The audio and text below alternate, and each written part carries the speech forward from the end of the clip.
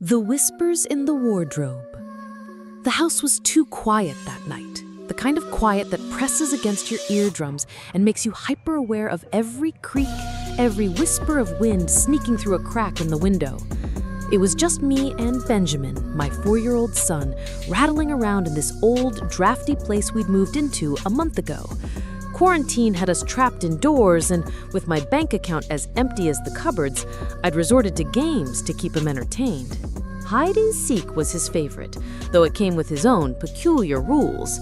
I was always the hider, he was always the seeker, and I had to call out, "Yoo-hoo!" every few minutes to give him a fighting chance.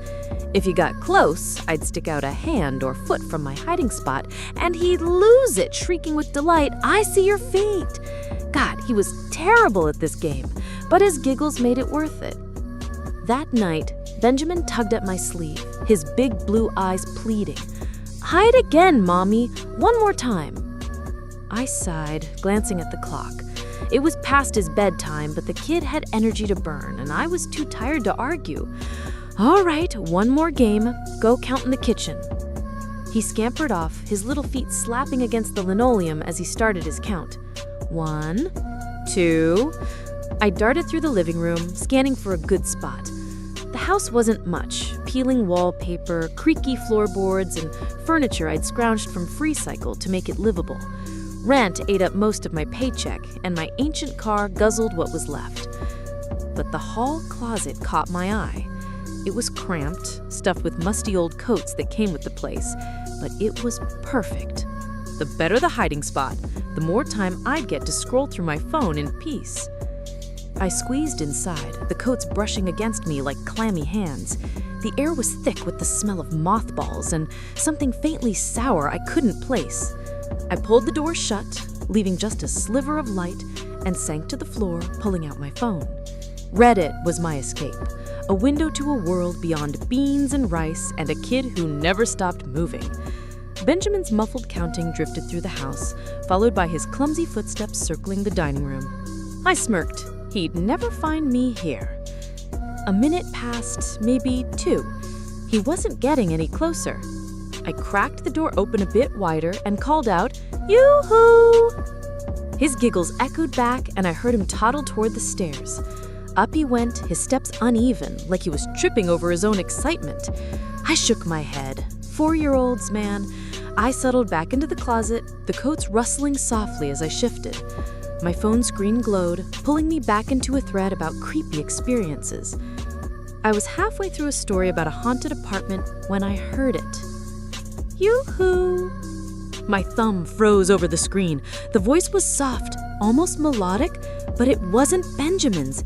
It came from upstairs, clear as a bell, cutting through the silence of the house.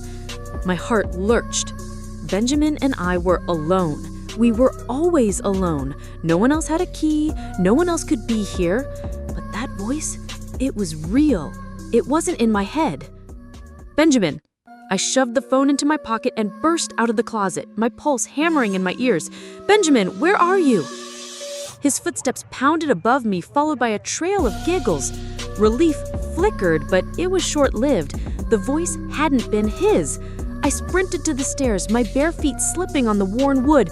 "Benjamin!" I screamed, my voice cracking. More giggles, louder now, spilling down from the hallway above.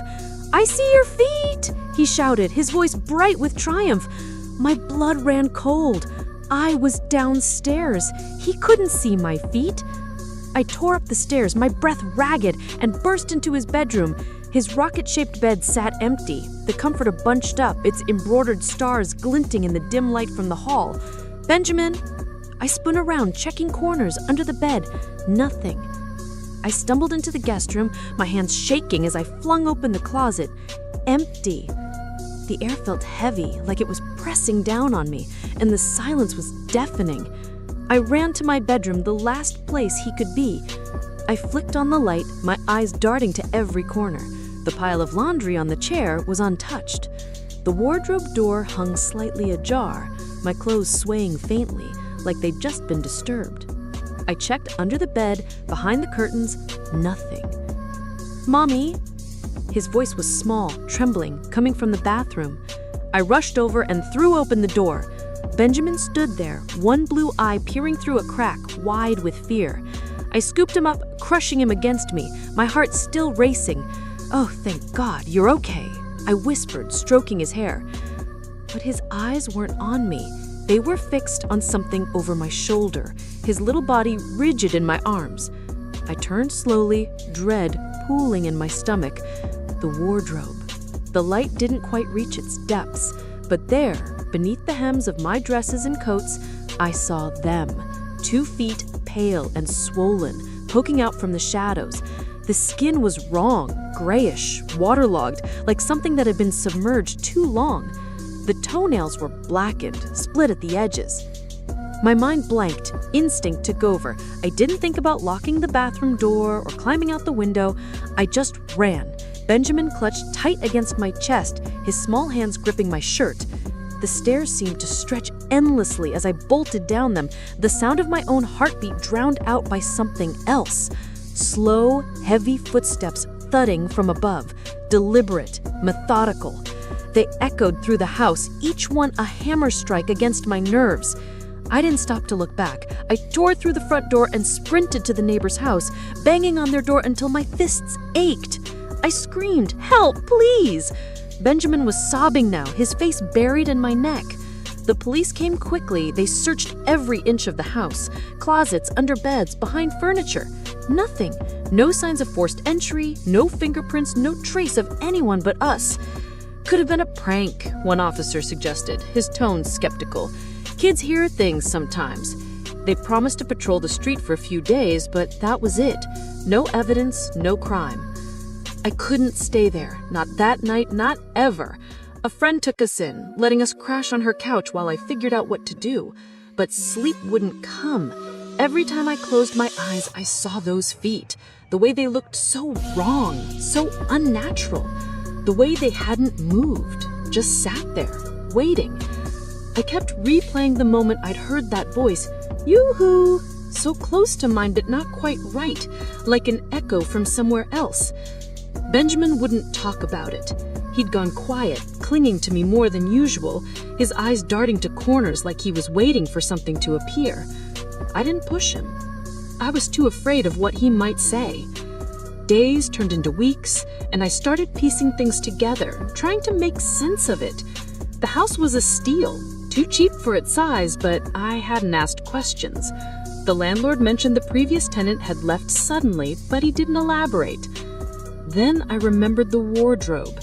I'd gotten it from a guy on FreeCycle, a middle-aged man with tired eyes who said he was clearing out his mother's things. "He's passed recently," he said, his voice flat. "Just want it gone." I didn't ask how she died. I didn't want to know. But now I couldn't stop wondering. Had she died in that house? In that wardrobe?